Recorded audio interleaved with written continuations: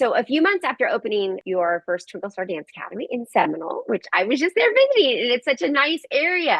I loved being with you in the space that we helped build together. But you scaled to 300 dancers in your first year, which is amazing. Congratulations. Thank So what you. do you think contributed to such an early success as an owner of the Twinkle Star Dance Academy of Seminole? I think number one, the support that I received from you and Paul and Amanda. I mean, you guys were so helpful, so hands-on. I just told this to somebody else talking about the franchise. I said I could text Tiffany, and not to abuse this power, but I said I could text her SOS at like 8 o'clock at night. She'll call me, and I don't abuse it. But you will. The support that I got when we were opening from you all, it was so easy to duplicate. I could train the teachers immediately. Obviously, I can't teach all the classes. So before we were even open, I was, sending them the videos. Here's the training. We were meeting for meetings. They were ready to go.